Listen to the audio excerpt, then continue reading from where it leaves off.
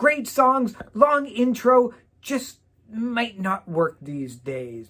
Well, if you are on Twitter at all, you probably are following ERIC ALPER, our guest today. Very excited to have a longtime friend as well as colleague on the show talking together. ERIC, we've probably known each other for over 25 years, I'm going to say. And one of the things that you've managed to do that few others have not is gather... Irritate the hell out of the entire country at once. No. And a very, very impressive social media presence. I think you're closing in on 800,000 Twitter followers. Am I right about that? Yeah, and I have 3 friends in real life. Okay. Now 4 with you. Okay. When did the momentum for that start? Obviously, we've all been on Twitter probably for maybe a decade now, maybe more.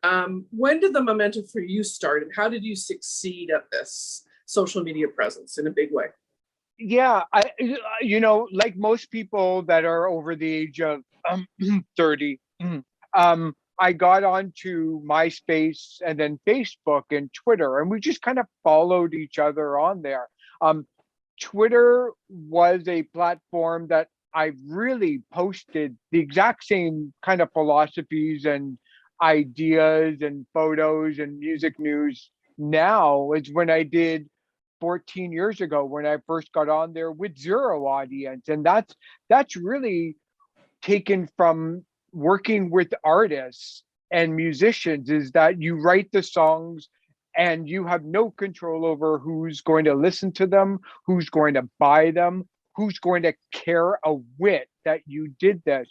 So when I got on social media all those years ago, it was from that kind of same idea. Is like, tweet that you've got 1 million followers and tweet that you have 0, and just try to make yourself happy. And more importantly, make your wife happy to know that she doesn't have to listen to all my, insane trivia stuff.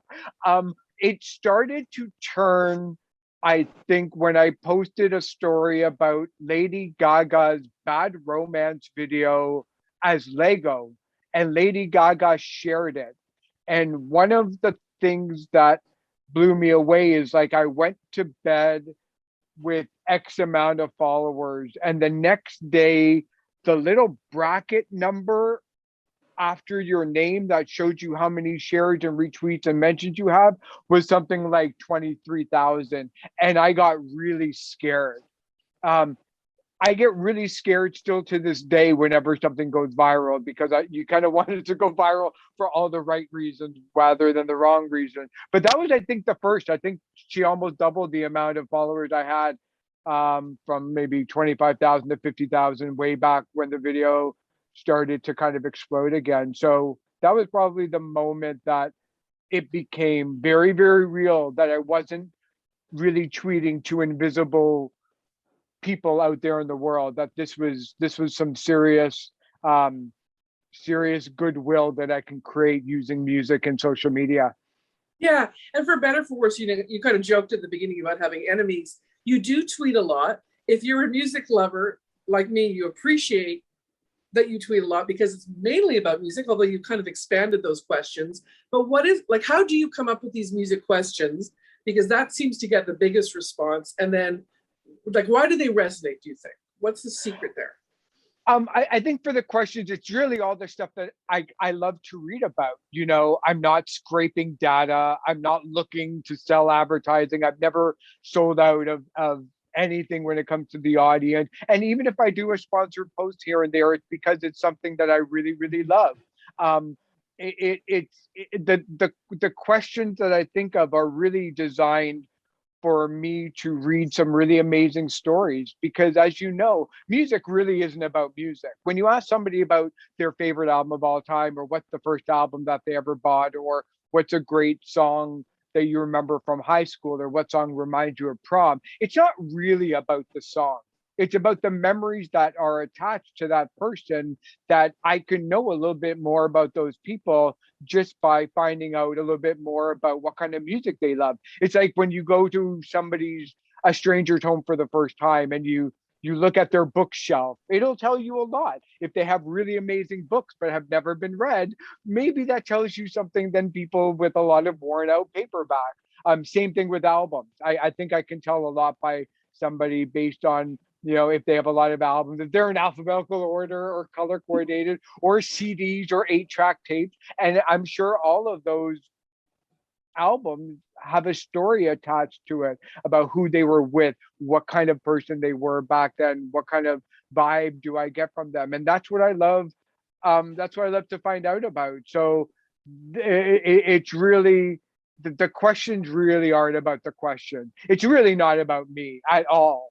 It's really all about you and them and those people looking to engage with some fun things to maybe take them away from the humdrum of daily life, especially with what's going on politically in the last 5 years. I mean, that's when the questions really started to take off, and the amount of people that were sending me direct messages and emailing me and letting me know in person that, like, the feed was the first thing that they went to in the morning and the last thing that they read at night, simply because it just took them away from the absolute chaoticness of what was going on in the real world. And that's why I do it too. It just makes people feel good. That's it.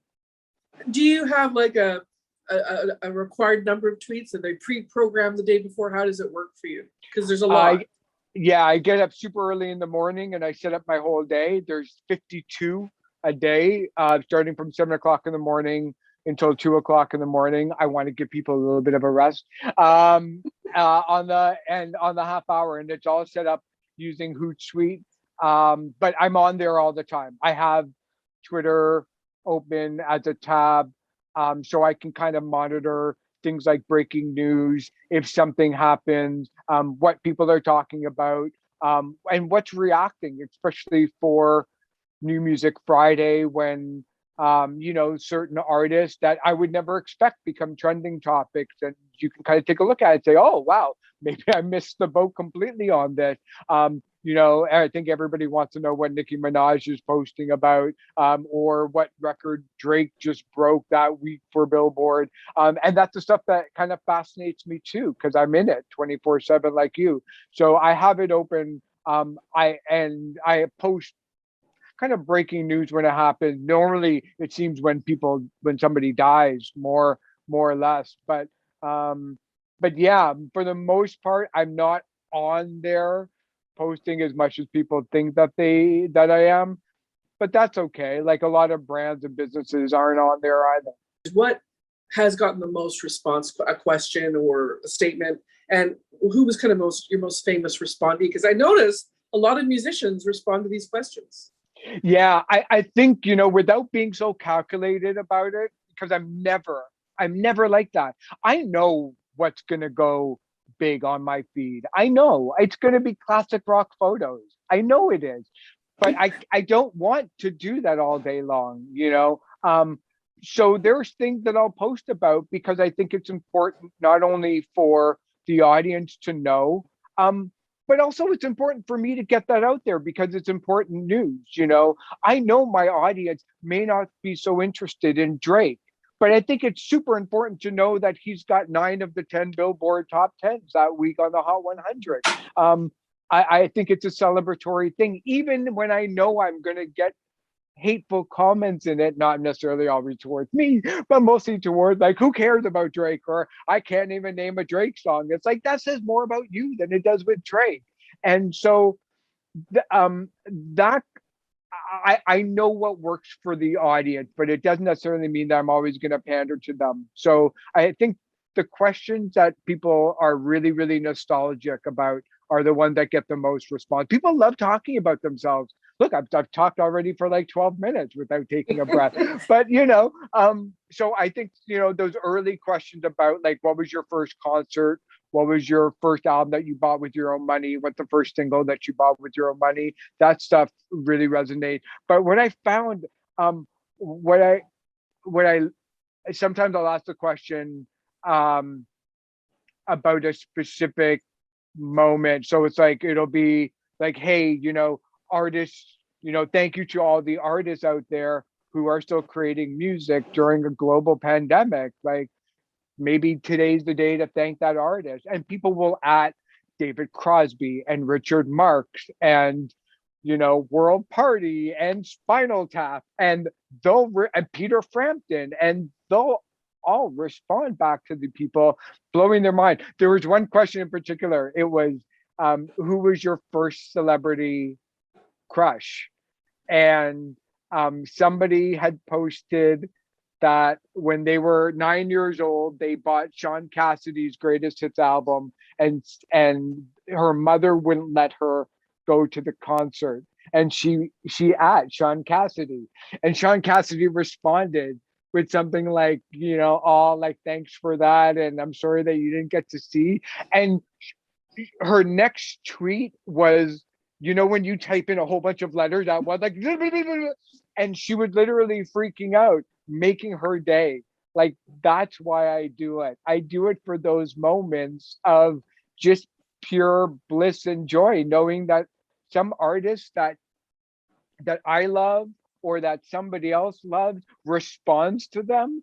Like, that's awesome. I still get like that. The first celebrity that that responded, I think that I lost it. Obviously the Lady Gaga one. But when Cameron Crowe retweeted and wrote something back to me really early on, and I was like, dude, like Almost Famous is one of my favorite movies. Like, you're a legend. Like, what are you doing? A, talking to me, but B, being on Twitter, and C, like, what? So I'm a fan too. I know you are as well. It's why we keep doing it. So yeah, when David Crosby responds, it's like, holy smokes, David Crosby. Like, that's kind of cool. But it's never like, I never retweet that to show like, look how amazing I am. It's always like, it's just a moment that David Crosby and I share together along with our 14 million followers.